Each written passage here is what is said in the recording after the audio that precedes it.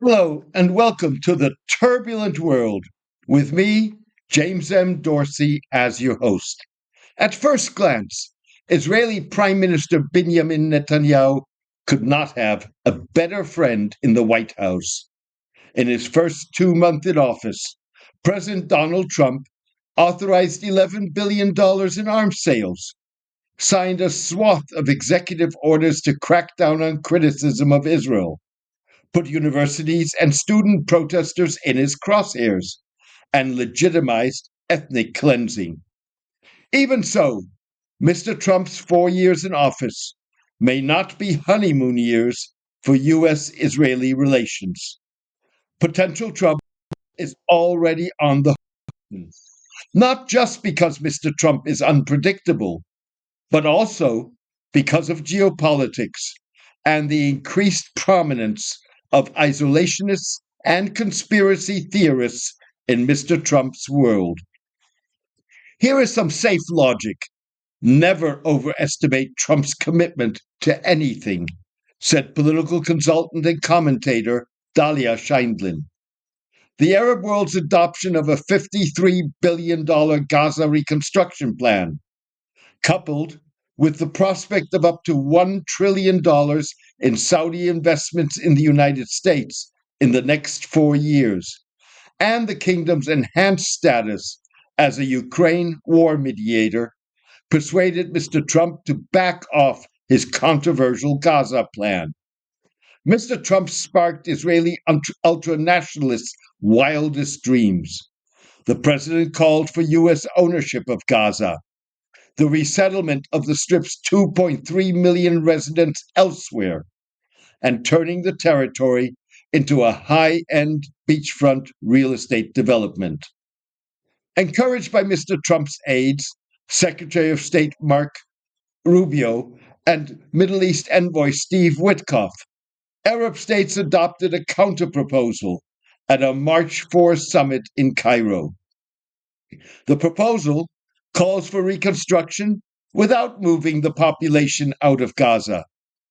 Mr. Witkoff is discussing the proposal with Arab foreign ministers, despite the administration initially dismissing the plan because it does not address the reality that Gaza is currently uninhabitable. This week, Mr. Trump appeared to back away from his proposal, telling reporters nobody is expelling any Palestinians from Gaza. The message went into one Israeli ultranationalist ear and out the other. Israel Hayom, Israel's most widely distributed newspaper, owned by hardline Trump mega donor Miriam Adelson, reported that Defense Minister Israel Katz had created a system to process 2,500 Gazan deportees a day.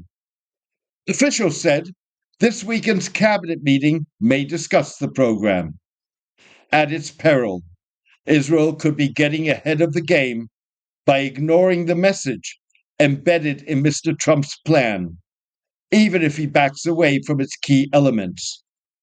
Netanyahu went to Washington with Gaza in his pocket, but returned without it after Trump announced that the U.S. would own Gaza.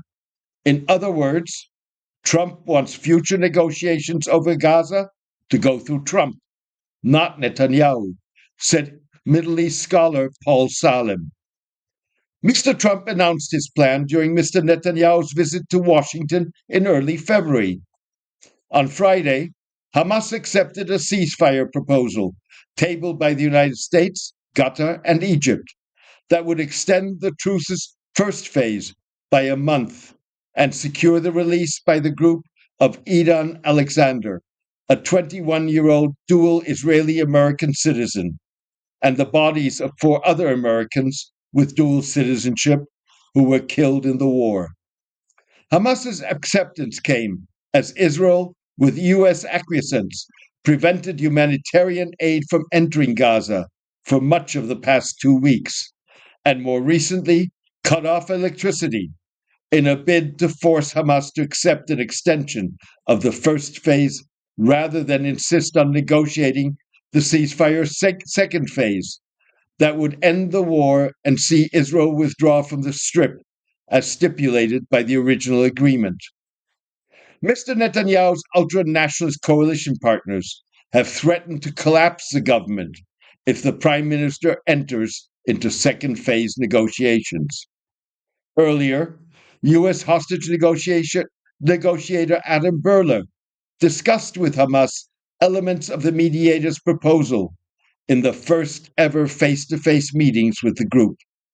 The unprecedented meetings violated a long-standing policy of not talking to groups the United States designates as terrorists and infuriated Israel.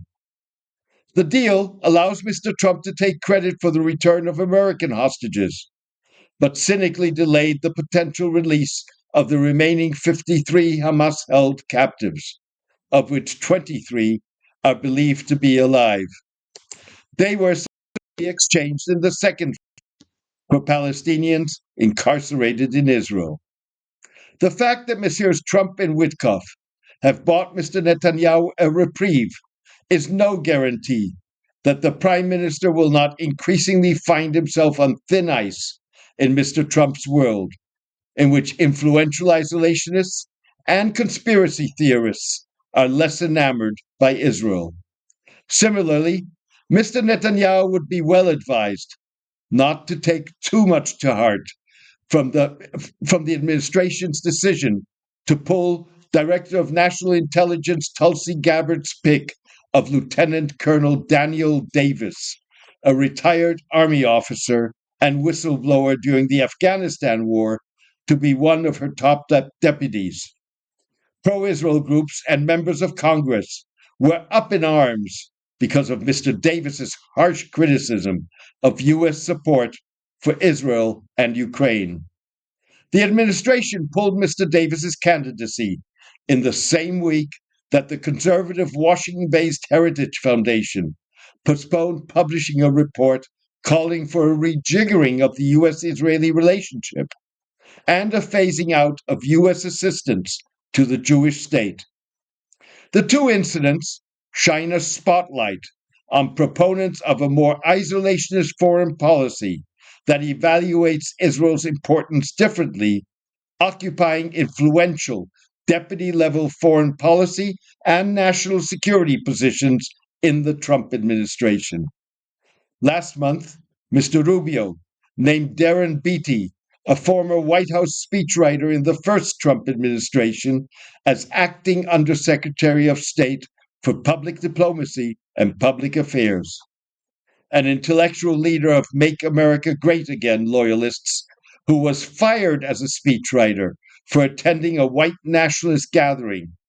Mr. Beattie has demeaned women and black people as complaining minorities, amplified Holocaust denier Nick Fuentes, and criticized what he called Israel's victimhood narrative in the wake of Hamas's October 7, 2023 attack, arguing that the Jewish state would need to rethink the way it projects itself to justify its continued existence.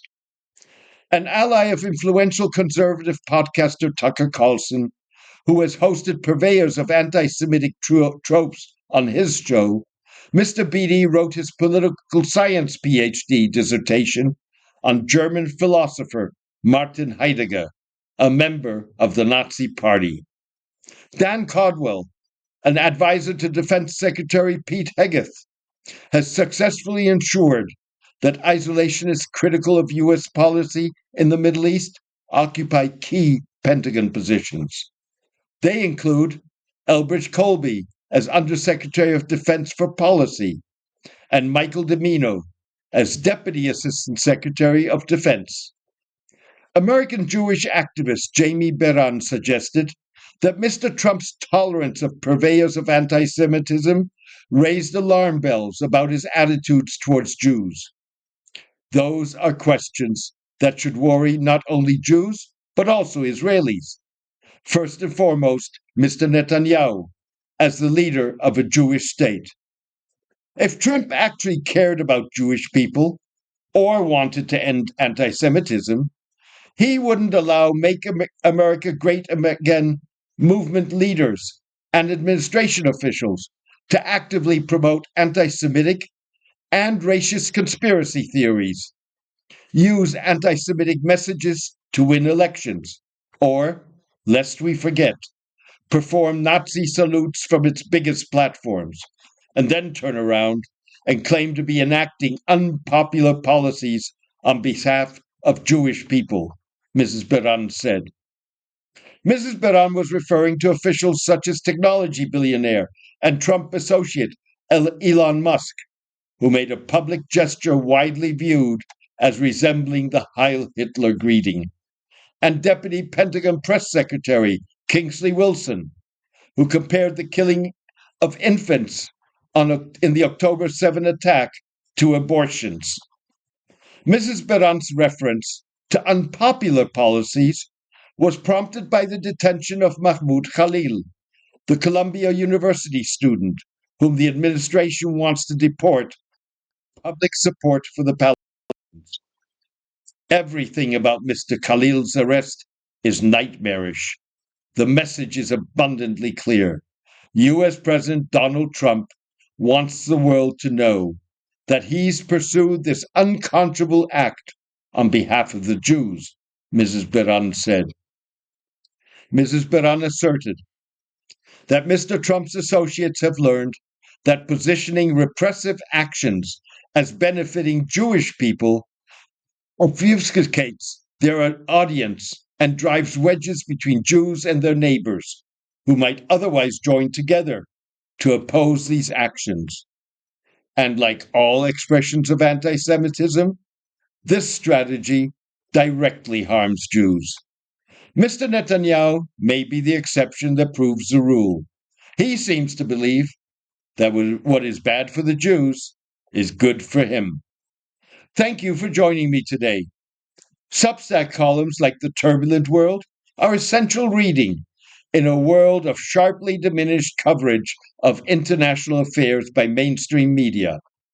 The Turbulent World can only sustain and expand its independent coverage, free of advertisements and clickbait, with the support of its readers. So, please consider pledging your support by going to jamesmdorsey.substack.com and choosing one of the subscription options. Thank you for your support and loyalty. Take care and best wishes.